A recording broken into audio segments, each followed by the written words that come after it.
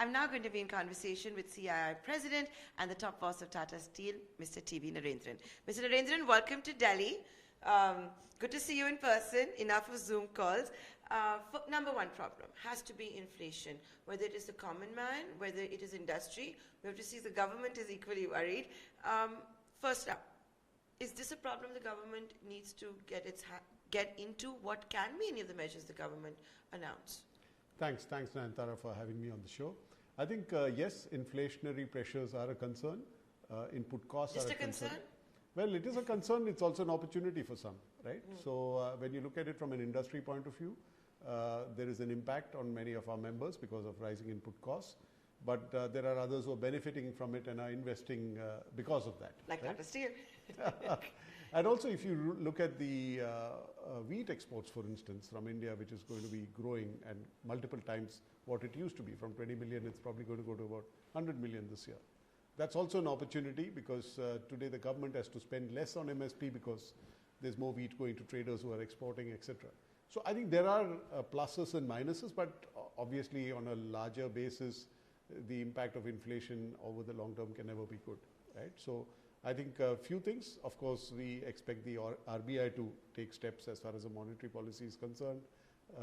It was kind of inevitable. Other central banks have already done that, started doing that. As far as the government is concerned, I think continue to spend on infrastructure, etc., because that brings down the cost of doing business for many. So even in terms of transportation costs, for instance, while high prices of diesel have an impact on transportation costs, if you have more efficient transportation in terms of better roads, etc., you will save a little bit on that. So there are these steps that the government needs to take. That's very long term. Yeah. In the short term, of course, when you look at oil prices over 100, if it's at this level, it's fine. If it stays above 100, then one really needs to look at, can there be something done on excise duty and things like that. We also feel that there is a need to simplify GST rates, to look at, can we have fewer slabs? Maybe that will ease the pressure on some. But otherwise, a lot of the inflation today is because of global events. I don't think the government in India can control that. It can at best mitigate it to some extent. Yeah. Yes, these are of course global events at play, and when you have crude oil also behaving like a small cap stock with the price fluctuation, it's certainly very difficult. Today, of course, the headlines are being grabbed by Indonesia banning palm oil exports, how that's going to impact India.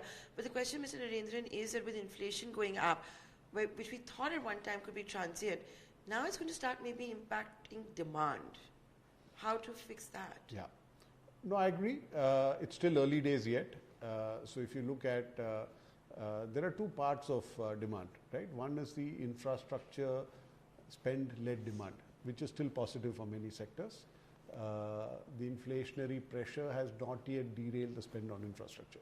Okay, so many sectors, metals, cement, even if you look at commercial vehicles, is riding on this boom of construction activity. Construction equipment is riding on the boom of construction activity. So they continue to be strong. The second part of demand was a consumption-led demand, which was a bit fragile after the second wave.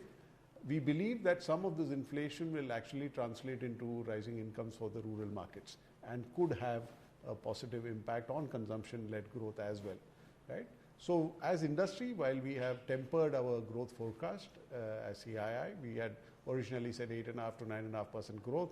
We are now saying 7.5 to 8% growth. So while we've tempered that, but it's still 7.5 to 8%, which is still quite strong. And when we spoke to the CEOs last month, when we had our National Council in Mumbai, the overall sentiment was still positive. Despite all this, people were planning to invest more than they did in the previous year, hire more than they did in the previous year.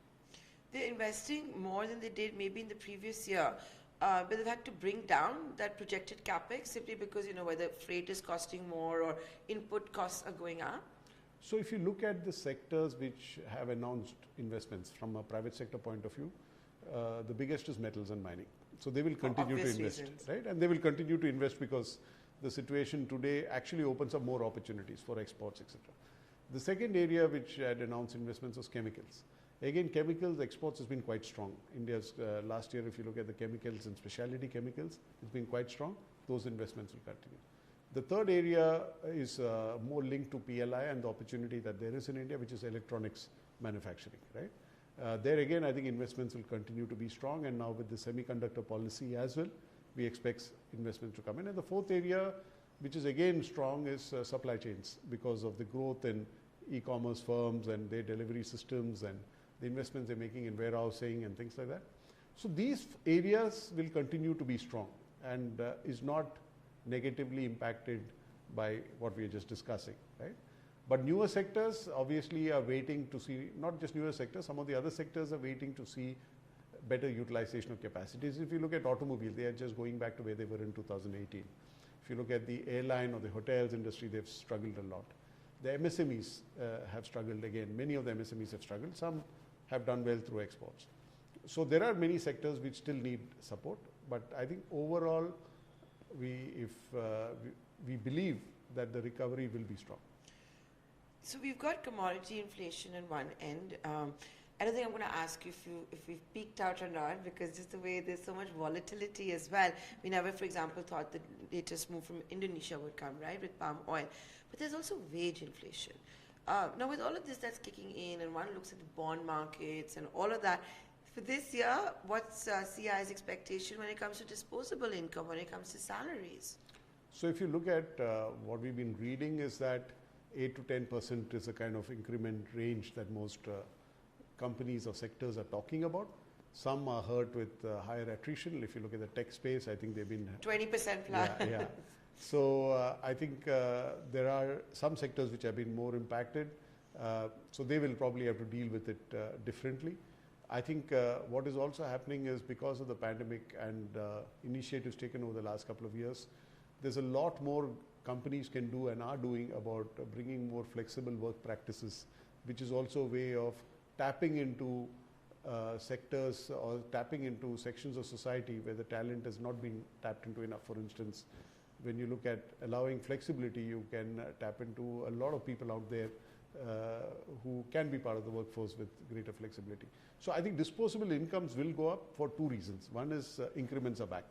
Attrition is high, so companies have no choice. Two is incomes are back for many who had to take a cut in incomes because they were in sectors which were doing really badly. And third is jobs are back, and we're seeing that.